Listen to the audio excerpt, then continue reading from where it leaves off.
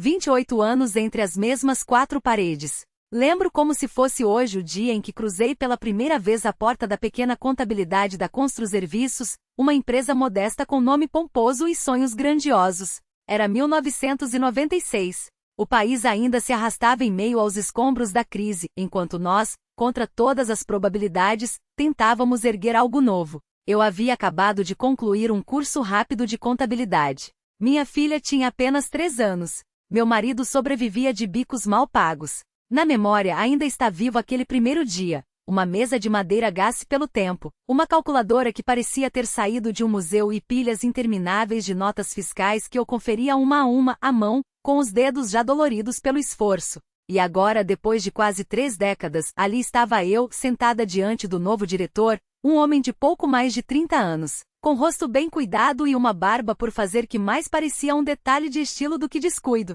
Machin Andreevich Chernyshov, foi assim que ele se apresentou, indicando com um gesto a poltrona em frente à sua mesa impecável.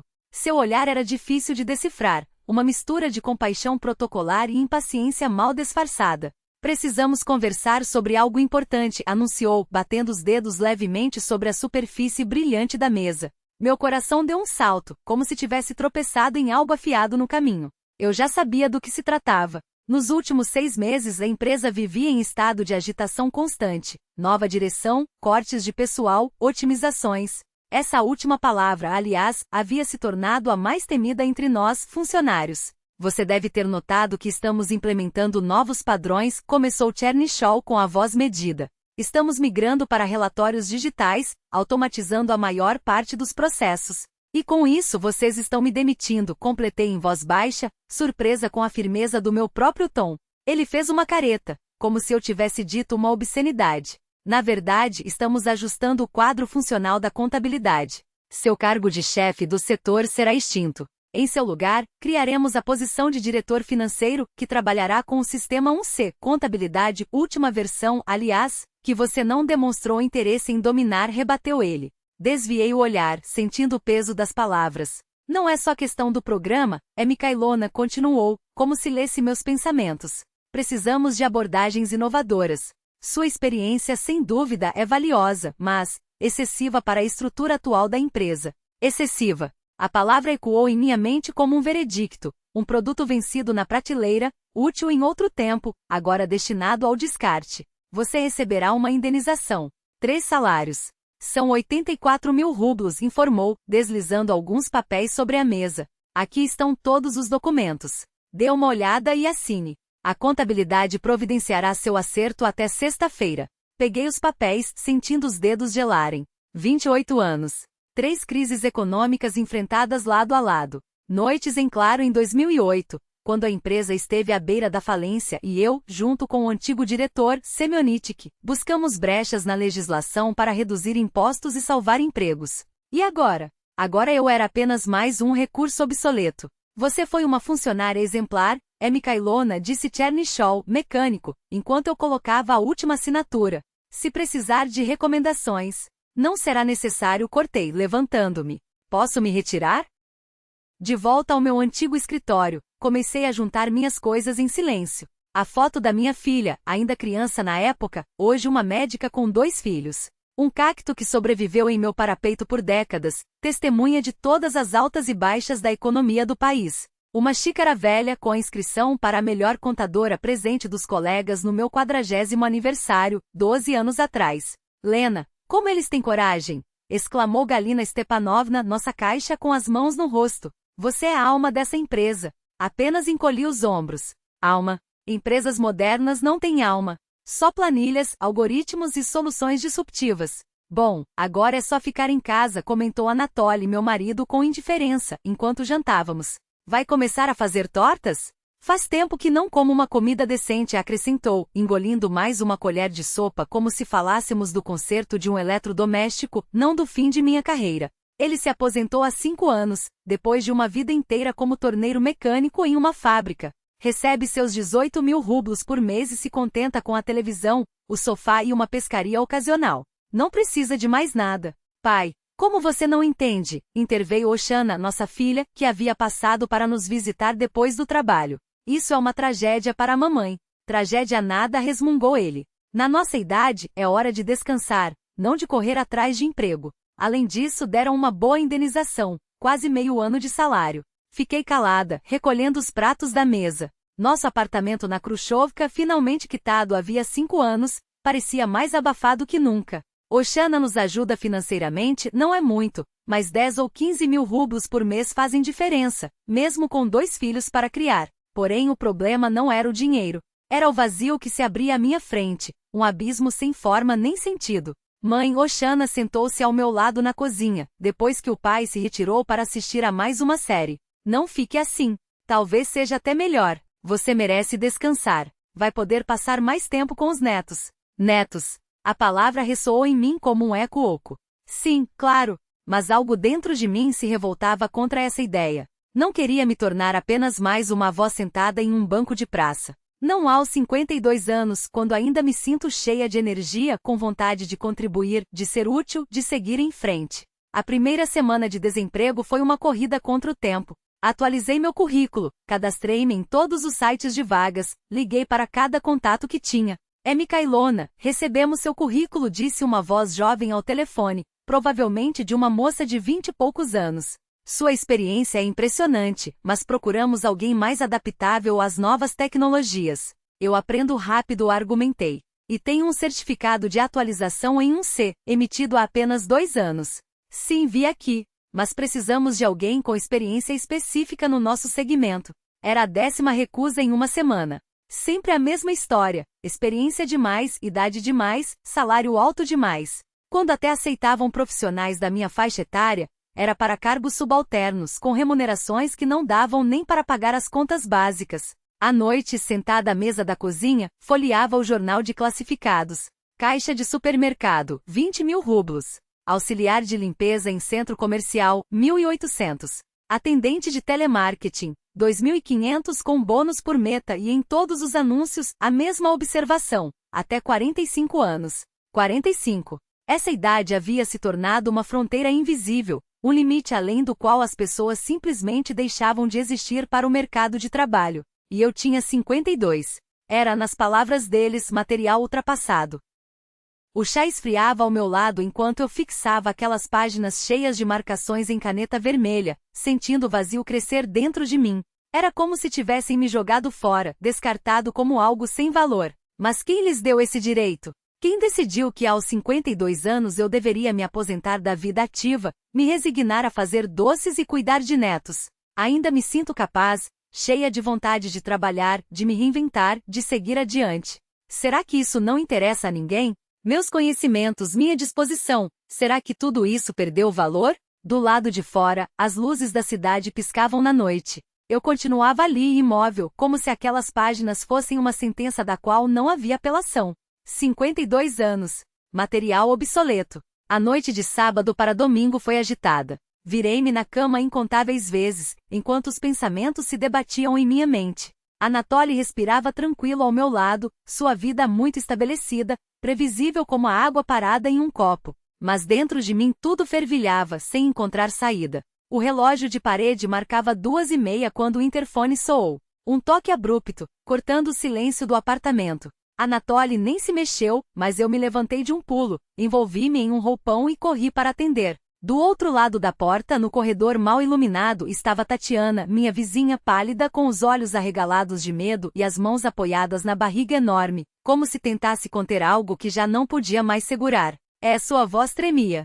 Não foi preciso dizer mais nada. Por acordar você. Sua voz tremia como folha ao vento. Acho que começou o parto. O Sasha está em voo para Novosibirsk, e a ambulância, disseram que todas as equipes estão ocupadas. Pode demorar 1 hora. Meu coração deu um salto, mas a mão já abria a porta mais ainda. Entra logo, Taneca, pelo amor de Deus. Ela cruzou o limiar com dificuldade, e foi então que notei. Seus ombros estremeciam a cada passo, os dedos brancos de tão apertados contra a barriga. Há quanto tempo as contrações? Perguntei, guiando-a até a cozinha.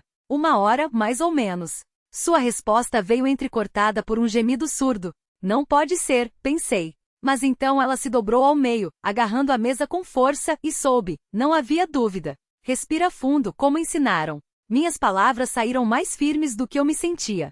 Calma, tudo vai dar certo. Enquanto falava, minhas mãos agiam por instinto. Fervei água, estendi uma toalha limpa sobre o sofá da sala, cobri com um plástico que guardava desde os tempos da Okizana. Deus, e se a ambulância não chegar a tempo? O pânico me mordeu, mas o abafei. Não agora. Não na frente dela. Tenho medo. Tatiana sussurrou isso quando a dor afrouxou por um instante, os olhos úmidos de lágrimas não derramadas. E se não der tempo? Vai dar, querida. Claro que vai. Apertei sua mão fria como gelo. Sabe, quando a Okizana nasceu em 93, não tinha luz no hospital. As enfermeiras corriam com lanternas e eu, deitada na escuridão, pensava: como vão pegar meu bebê assim? Ela tentou sorrir, mas a expressão se desfez numa careta quando outra contração a atingiu. Respira, Taneca. Assim, devagar. Eu mostrava, ela repetia. Isso, muito bem. E então contei. Contei da parteira que me disse, com voz de quem já viu milhares de nascimentos: filha, mulheres pariram à luz de velas, em campos de batalha, em florestas. A natureza sabe o que faz. Contei das bonecas que minha avó me ensinou a enrolar em panos, dos chás de ervas que ela preparava para as vizinhas. Falava sem parar, e a cada história, o medo nos olhos de Tatiana perdia um pouco de sua força. Quando as contrações ficaram tão próximas que mal dava para distinguir uma da outra, liguei para a ambulância novamente. Já estão a caminho, 10 minutos. Mas preparei tudo igual: tesoura esterilizada, linhas limpas, álcool. Se precisar, eu sei o que fazer. As palavras da minha avó ecoavam na memória. As mãos das mulheres guardam sabedoria antiga, Lena. Confie nelas. Eles chegaram quando Tatiana já estava à beira. 2 uniformes azuis entraram correndo. O motorista de ombros largos e Irina Genadievna, a enfermeira, com olhos que pareciam ter visto tudo. Tudo bem, mamãe, chegamos a tempo. Enquanto o homem carregava Tatiana em direção à maca, Irina se deteve na porta. Você é uma heroína. Seu tom não deixava espaço para modéstia. Se não fosse você, esse bebê poderia nascer aqui mesmo. Mas eu só conversei com ela. Tentei acalmá-la. Balbuciei, envergonhada. Isso, minha cara, às vezes é mais poderoso que qualquer medicamento. Ela balançou a cabeça, como se visse algo em mim que eu mesma não enxergava. Você tem jeito para isso. Um domingo. E antes que eu pudesse responder, já estava descendo as escadas atrás da maca. Fiquei parada no corredor vazio, com as palavras dela queimando dentro de mim como uma brasa. Um domingo. Será? A vida inteira entre números, planilhas, contas a pagar. E agora isso. Uma centelha que de repente fazia sentido. No dia seguinte, o anúncio na parada de ônibus parecia escrito só para mim: Colégio Médico IMCX9. Cursos para auxiliares de enfermagem. Duração: 4 meses. Valor: 35 mil rublos. Aulas: 3 vezes por semana, 18 horas às 21 horas. Li 1, 2, 3 vezes. E então vi minha avó, suas mãos calejadas preparando remédios de ervas, sua voz murmurando: um dia você vai curar, Lenuca. Não com agulhas, mas com o coração. 35 mil. Era quase todo o meu fundo de reserva. 3 noites por semana. E o Tolia? E a Okizana? Na sua idade, é loucura, sussurrou a dúvida. Mas outra voz, mais forte, respondia: e se for exatamente agora que tudo começa? Quando liguei para me inscrever, os dedos tremiam. Mas ao desligar, sorri. Pela primeira vez em anos, o futuro não parecia uma sombra. Era uma porta entreaberta. E eu finalmente tinha coragem de empurrá-la. Os salários são baixíssimos, e você ainda vai ter que estudar, ela franziu o senho. Anatomia, farmacologia, é complicado demais. Senti uma onda de revolta crescer dentro de mim. Ou seja, você acha que sua mãe é tão burra que não consegue aprender nem o básico da medicina? Minha voz saiu cortante. Ou que sou tão fraca que não consigo nem segurar uma seringa? Lena, por que você está se exaltando assim? Tolia deu de ombros. A gente só está preocupado com você. Por que começar do zero aos 52 anos? Era para a gente estar tranquilo até a aposentadoria. E depois? Levantei-me da mesa, sentindo as mãos tremendo. Sentar num banco de praça, descascando sementes e esperando a morte chegar? Mãe? Okizana arregalou os olhos, chocada. E daí, filha? Vocês já decidiram que minha vida acabou, que só sirvo para fazer sopa e cuidar de netos? Se eu quiser mais. Se eu não quiser me sentir inútil? E quanto custa essa sua utilidade? Anatoly rosnou. Vai jogar fora todo o dinheiro nesses cursos. 35 mil, em 4 meses de estudo. Você enlouqueceu de vez. Ele bateu o punho na mesa com tanta força que os pratos saltaram. Isso é quase metade da sua indenização. E como vamos viver? Minha aposentadoria mal dá para pagar as contas. É isso mesmo, mãe, Okizana apoiou. Sem o seu salário, já mal damos conta. E ainda por cima esses gastos. E o que você propõe? Olhei para cada um deles, um por um. Procurar trabalho de contadora? Ninguém me quer. Já liguei para todas as empresas. Muito velha, muito cara, muito lenta. Então fique em casa, Anatoly cortou. Não adianta jogar dinheiro fora. Pode cuidar dos netos, ajudar a Okizana. E se eu te quebrar a cabeça em vez das costas? A frase escapou sem querer e os netos soluçaram. Um silêncio pesado caiu sobre a sala. Respirei fundo, tentando me acalmar. Escutem, falei, jamais baixa. Eu já decidi. É meu dinheiro, minha indenização, minha vida. Vou estudar e me tornar enfermeira. Anatoly levantou-se sem uma palavra, foi para o quarto e bateu a porta. Okizana me olhava perdida, enquanto Vitalik, seu marido, surpreendeu a todos. Sabem, Helena Mikhailovna, acho que você tem razão. Vale a pena tentar. O primeiro dia de aula ficaria gravado na memória para sempre. O colégio me recebeu com corredores ecoantes e cheiro de desinfetante. Caminhava apertando contra o peito uma pasta e uma caneta, sentindo-me ridícula, como uma aluna atrasada que chegou uma década depois do início do ano letivo. A sala 206 era pequena, com posteres de anatomia nas paredes. Parei na porta. Todos os olhares se voltaram para mim. Na turma, 15 pessoas, 12 moças quase meninas, de 20 e poucos anos, 2 rapazes, e eu, a única com mais de 50. Entre por favor, sente-se a professora, uma mulher de meia idade com os cabelos castanhos presos em um coque, sorriu. Sou Lyudmila Sergievna Bespalova. Vou ministrar o curso básico de cuidados com pacientes. Avancei até uma cadeira vazia no terceiro fileira, sentindo arrepios nas costas com os olhares fixos em mim. De relance, ouvi um sussurro atrás. Olha a vovó que apareceu aqui. O que ela está fazendo aqui? Apertei os dentes e fixei os olhos na lousa, lutando contra a vontade de me levantar e sair. Mas desistir nunca foi uma opção. Lyudmila Sergievna começou com uma rodada de apresentações. Cada um deveria dizer seu nome e por que escolheu a medicina. As moças falavam de profissão interessante, de ajudar pessoas, de salário estável. Os rapazes de especialização em demanda e chances em clínicas privadas. Quando chegou minha vez, levantei-me com a garganta seca. Meu nome é Helena Mikhailovna Volkova. Tenho 52 anos.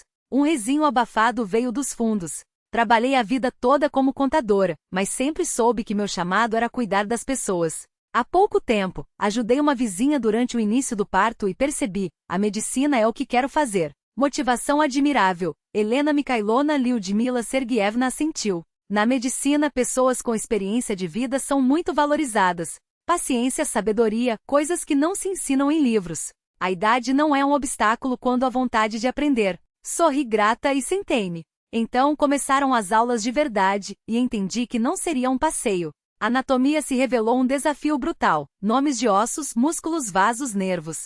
Minha cabeça girava, enquanto as colegas mais jovens absorviam tudo com facilidade. Não se preocupe, Lyudmila Sergievna me encorajou depois da aula, notando minha expressão abatida. O importante é estudar com regularidade. Pegue um atlas de anatomia, aprenda pelos desenhos. Você consegue. Em casa, o clima era gélido. Anatoly estava sentado na frente da TV e nem se virou quando entrei. Vai jantar? Perguntei. Se quiser, esquentarei sozinho, resmungou. Agora você é estudante, não tem tempo para o marido. Engoli a mágoa e fui para a cozinha. Lá, abri os cadernos e comecei a decorar. Os nomes em latim se embaralhavam, pulavam de um lugar para outro. Aos 20 anos, eu decorava poemas de uma só leitura. Agora, precisava reler a mesma página 10 vezes. Assim seguiu a rotina. Voltava dos cursos, preparava o jantar e até altas horas, ficava debruçada sobre os livros. Anatoly resmungava ao passar. Fica até meia-noite como uma universitária. De manhã, nem dá para acordar. Okizana ligava todos os dias preocupada. Mãe, você não está se sobrecarregando? Olha, ainda dá tempo de cancelar tudo. Papai diz que você está acabada. Mas eu era inflexível. Sim, estava exausta. Sim, adormecia sobre os cadernos. Sim, às vezes queria desistir, mas então lembrava dos olhos de Tatiana, a parturiente, de sua gratidão. Lembrava das palavras da enfermeira Irina Gennadievna. E sabia que não podia recuar. Só em frente, apesar do cansaço da incompreensão dos que amava. Precisava provar a eles, e acima de tudo a mim mesma, que aos 52 anos a vida não termina.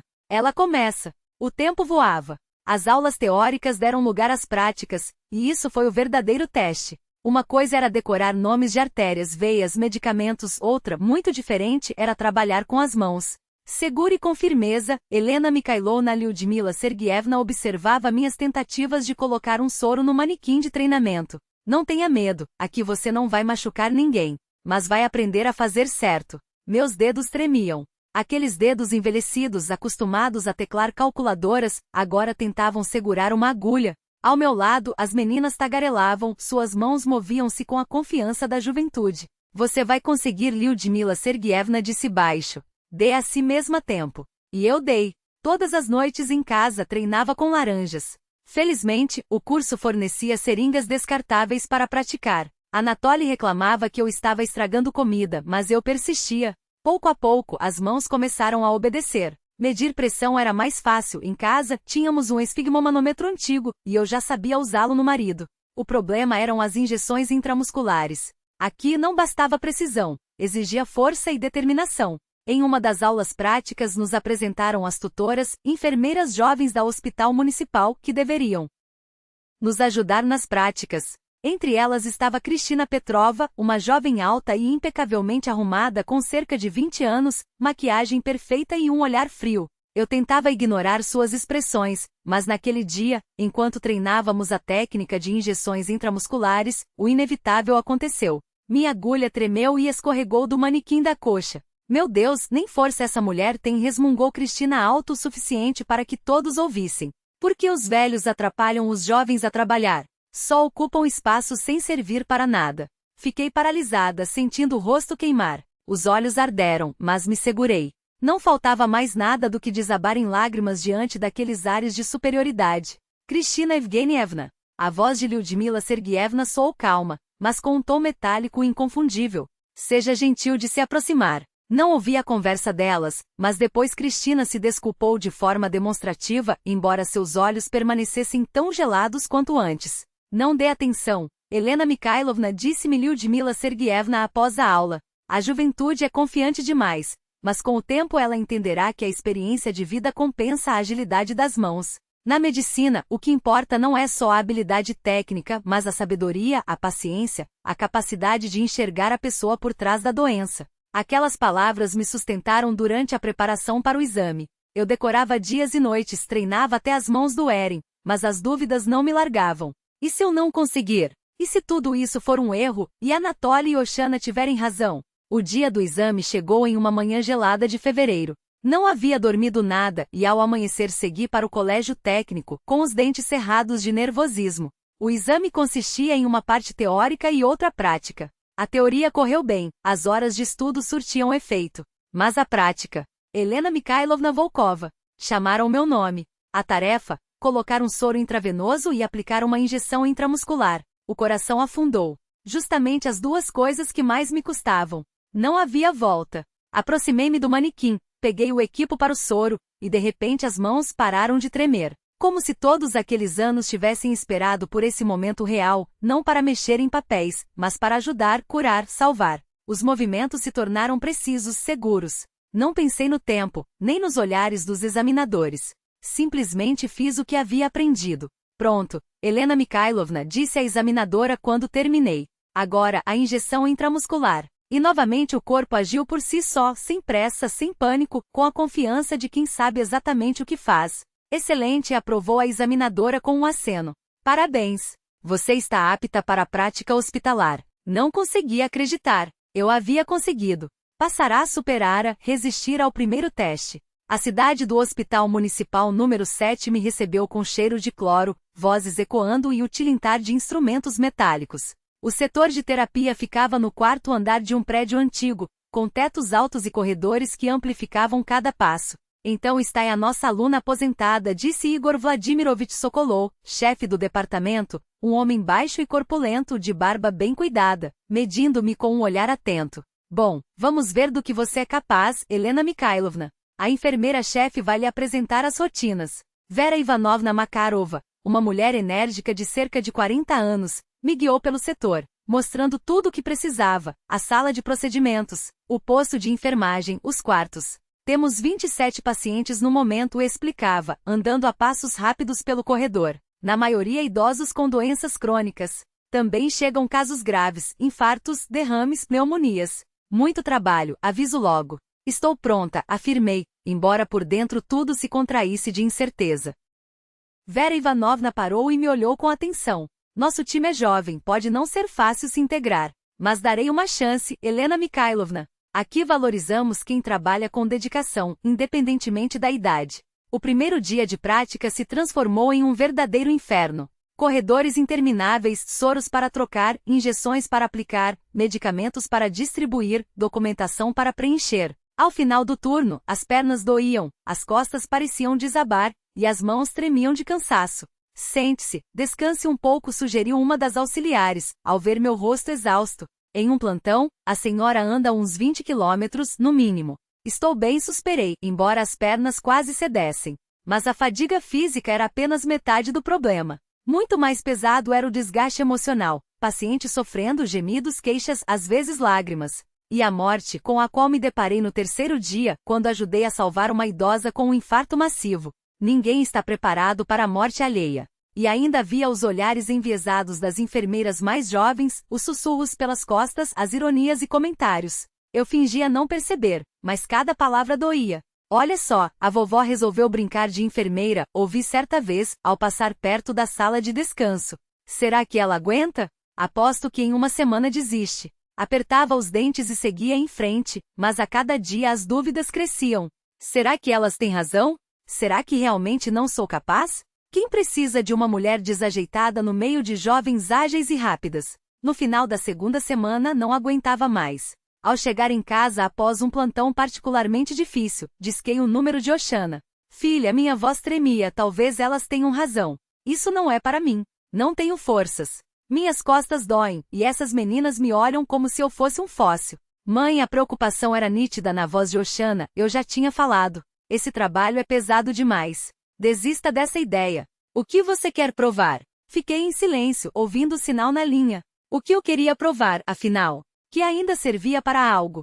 Que não ocupava espaço à toa. Talvez fosse hora de admitir a derrota e desistir. Tudo mudou na noite do meu primeiro plantão noturno. Minha tarefa era simples, auxiliar a enfermeira responsável, executar as prescrições médicas, monitorar os pacientes. A noite transcorria tranquila até que, por volta das 3 horas, chegaram com um novo caso. Mikhail Ivanovich Sedou, 68 anos, informou o médico da ambulância. Infarto agudo do miocárdio. Estado crítico. Sem familiares, vive sozinho. A equipe de plantão agiu com rapidez. O homem foi levado para a UTI, receberam as medicações, conectaram aos monitores.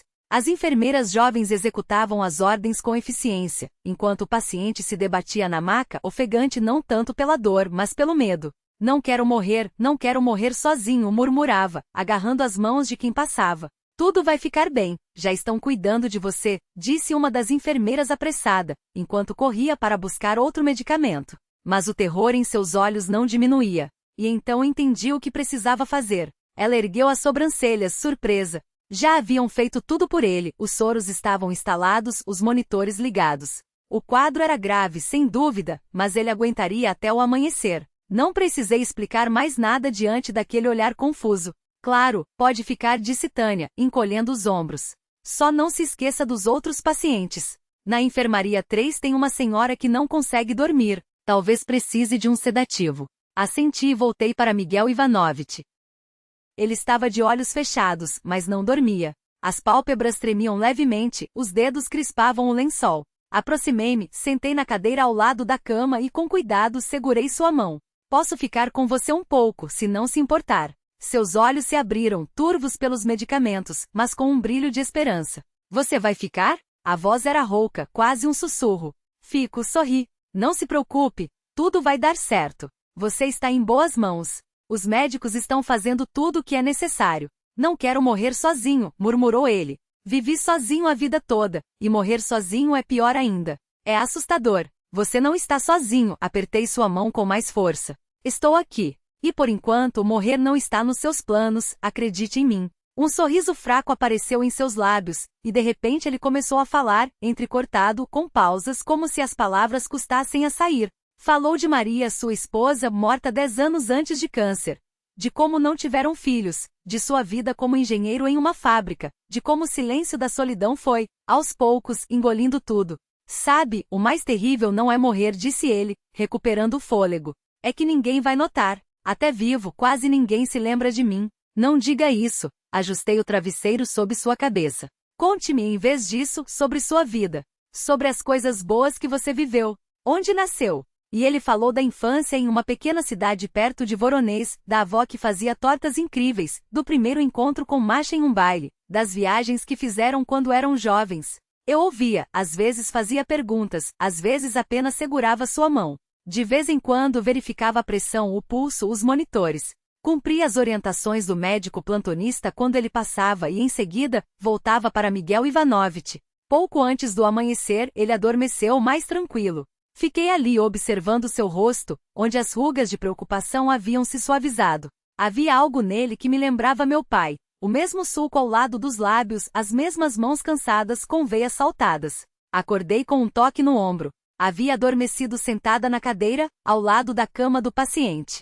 Sobre mim estava Igor Vladimirovich, chefe do setor, observando-me com curiosidade, depois o paciente. Volkova, o que aconteceu aqui esta noite? Perguntou, analisando os dados do monitor. O paciente estava calmo, os sinais vitais haviam melhorado, embora o prognóstico ainda não fosse favorável. Levantei-me, esticando as costas dormentes. Nada de especial, Igor Vladimirovich. Apenas segui as orientações. Vera Ivanovna, a enfermeira-chefe, espiou pela porta. Helena Mikhailovna, você passou a noite toda aqui? Tânia me disse que isso não fazia parte das suas obrigações como estagiária. Encolhi os ombros. Ele estava com medo. Temia morrer sozinho. Pensei que neste momento a presença humana fosse tão importante quanto os remédios. Igor Vladimirovich resmungou algo e me olhou de um jeito diferente.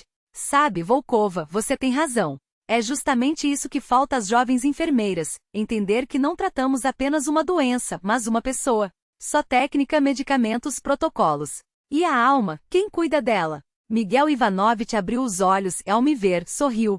Meu anjo, sussurrou tão baixo que só eu ouvi. Você é um anjo da guarda de verdade. Depois daquele episódio, algo mudou. Não me tornei, de repente, uma enfermeira perfeita. Continuava tropeçando ao colocar soros, confundindo nomes de medicamentos, chegando em casa com olheiras fundas de tanto cansaço. Mas os olhares dos colegas já não eram os mesmos. A primeira a se aproximar foi Cristina, aquela mesma enfermeira que torcia o nariz nos treinamentos, observando minhas tentativas desajeitadas com as seringas. Helena Mikhailovna começou visivelmente constrangida. Quero me desculpar. Eu estava errada. A experiência de vida realmente importa. Agora eu entendo.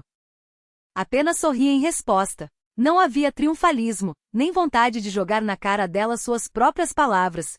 Só uma alegria quieta por ver que aquela jovem havia compreendido algo. Os pacientes também perceberam a diferença. Cada vez mais, durante as rondas, ouvia-se: posso pedir que a tia Lena faça minha injeção? Ela conversa comigo, não só com a minha doença. Vera Ivanovna apenas balançava a cabeça. Volkova, você definitivamente encontrou sua vocação.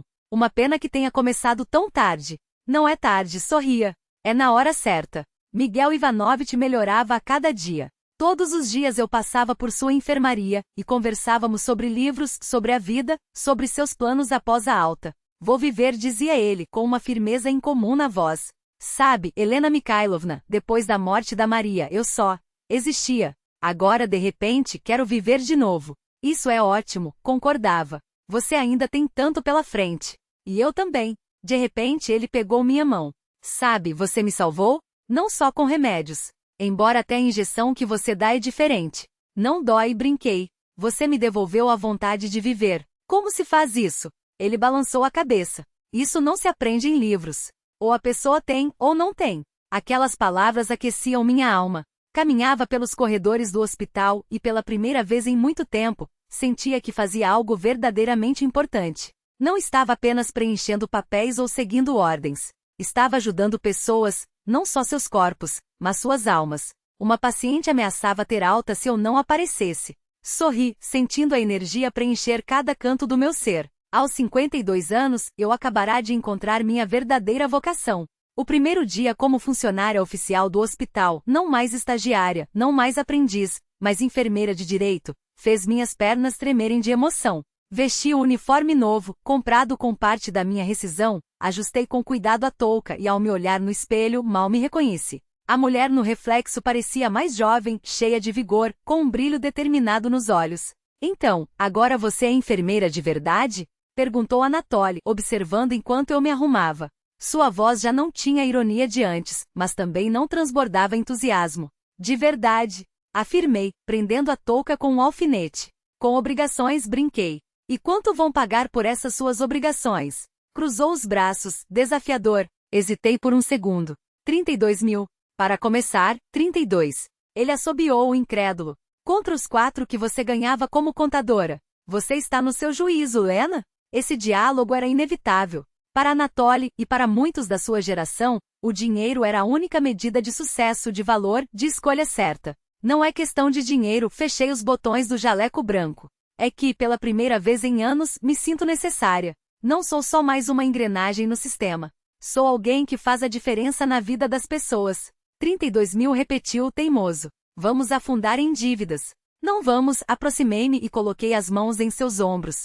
Temos sua aposentadoria, minhas economias. A Okizana ajuda. Vamos nos virar. Ele balançou a cabeça, mas não discutiu mais. Saí para meu primeiro plantão oficial com o coração leve, certa de que tudo daria certo. 6 meses voaram como um único dia. O trabalho de enfermeira era exatamente como eu imaginara, fisicamente exaustivo, emocionalmente desgastante, mas capaz de encher de significado cada minuto vivido.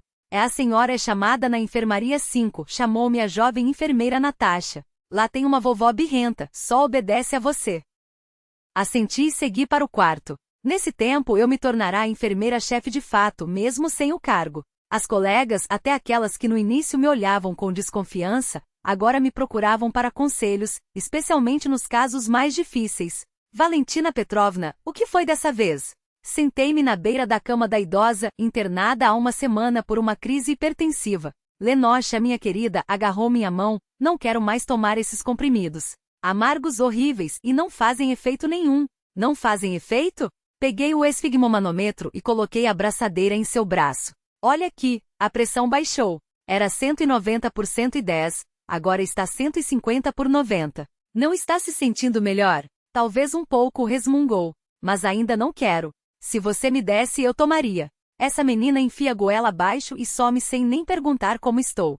Sorri. Valentina Petrovna não era a primeira nem seria a última paciente a me eleger sua enfermeira favorita. Pelos corredores, ouvia-se com frequência. E a tia Lena, quando vem? Ou chamem a Mikhailona, ela sabe dar injeção sem doer. E então havia meu visitante fixo, Mikhail Ivanovich Sidol, aquele mesmo paciente do infarto que acalmei em meu primeiro plantão noturno. Ele recebeu alta após 3 semanas, mas passava pelo hospital regularmente, trazendo doces para a equipe, flores para mim e sempre repetindo, minha anjo da guarda, se não fosse você, eu estaria debaixo da terra. Cada vez que o via recuperado, com as bochechas rosadas e o olhar vivo, compreendia que não havia me enganado ao mudar de carreira. Enquanto isso, o hospital também começou a se transformar. Inspirado pelo meu exemplo, Igor Vladimirovich contratou outras 2 mulheres com mais de 45 anos, uma demitida dos Correios, outra, retornando à profissão após 20 anos afastada. Agora temos uma equipe da sabedoria, brincava o diretor. Juventude e experiência no mesmo pacote. Em casa, as coisas também mudaram. Anatoly, que no início resmungava por causa do meu salário baixo, aos poucos passou a admirar minha nova profissão. Mais de uma vez o flagrei gabando-se para os vizinhos. Minha Lena agora trabalha no hospital. Enfermeira salva vidas. Todos os pacientes adoram ela.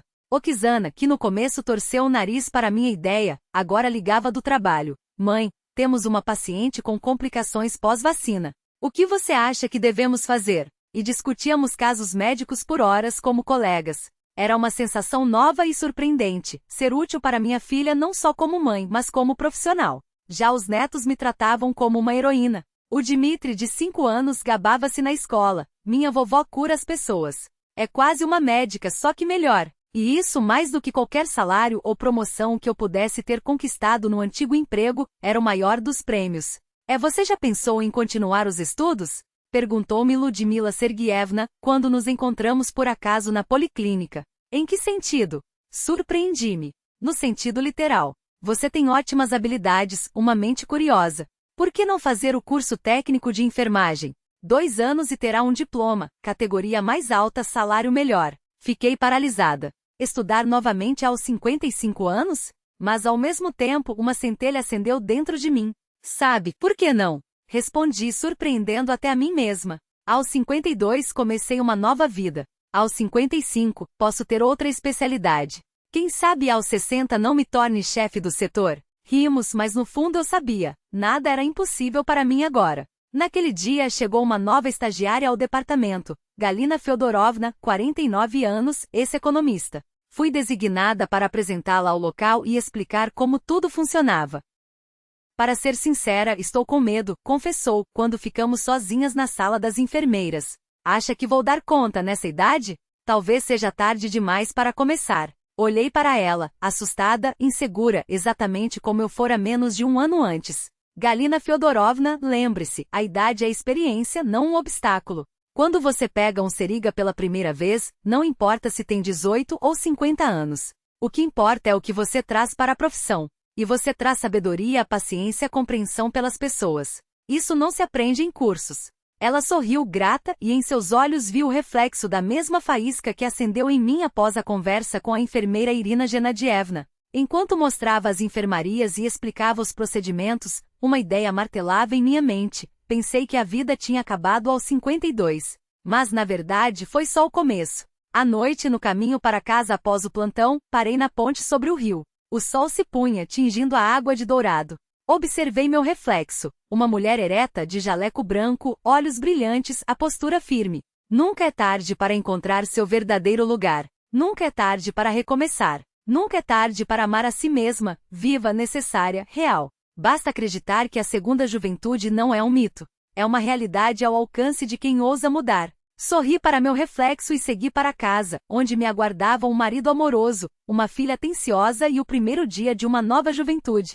Hoje faz exatamente um ano desde que Machin Andreevich Chernyshov me chamou em seu escritório para anunciar minha demissão. Agora, encostada à janela da sala dos médicos, observo o pôr do sol se apagar no horizonte e reflito sobre como minha vida se transformou nesse curto espaço de tempo. Há um ano, eu voltava para casa com uma caixa de pertences, convencida de que tudo havia terminado. 28 anos de carreira, uma sala que eu conhecia palmo a palmo, relatórios e balanços que se tornaram rotina.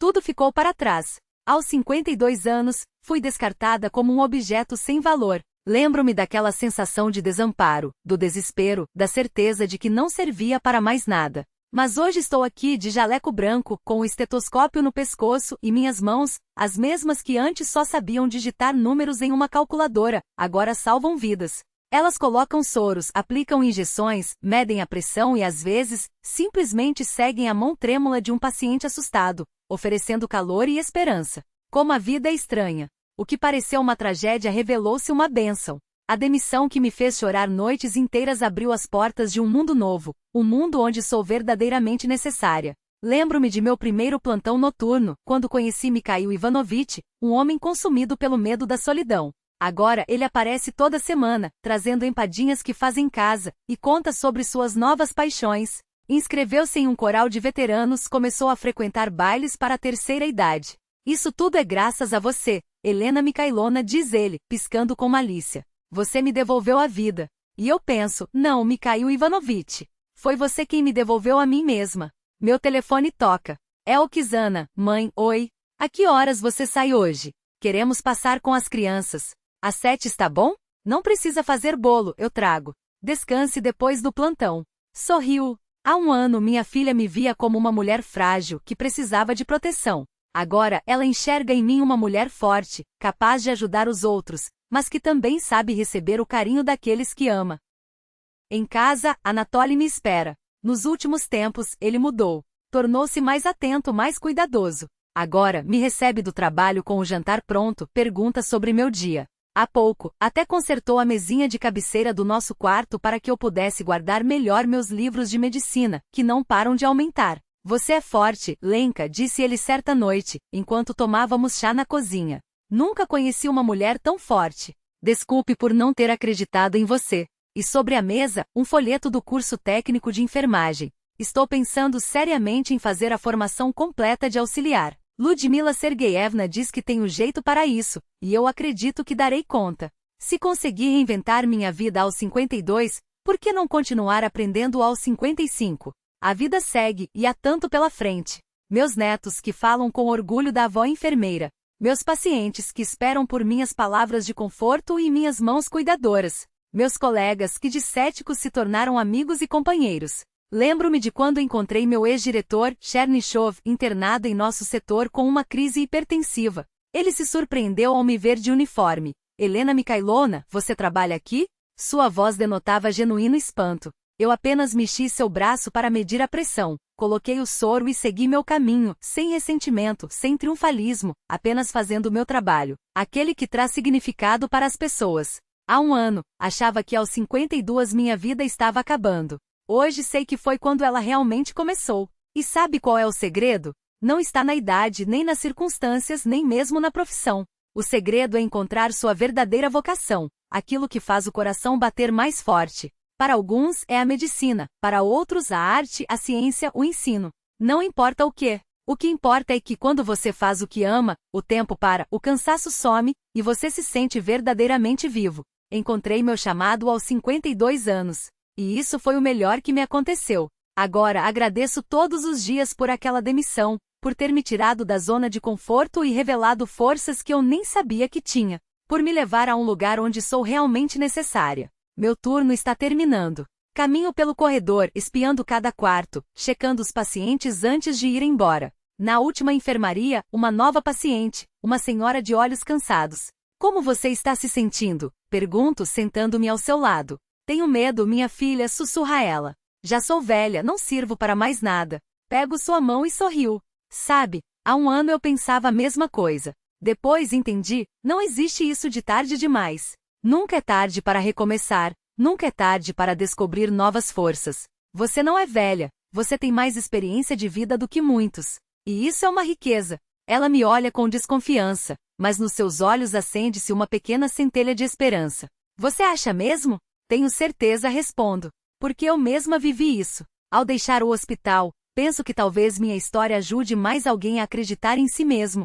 Acreditar que a segunda juventude não é um mito, mas uma realidade ao alcance de quem tem coragem de virar a página e começar um novo capítulo. E sou grata. Grata a cada obstáculo, a cada dificuldade, a cada pessoa que duvidou de mim, porque tudo isso me trouxe até aqui, à minha vida verdadeira, ao meu real propósito. Aos 52 anos, a vida não termina. Aos 52 anos, ela apenas começa.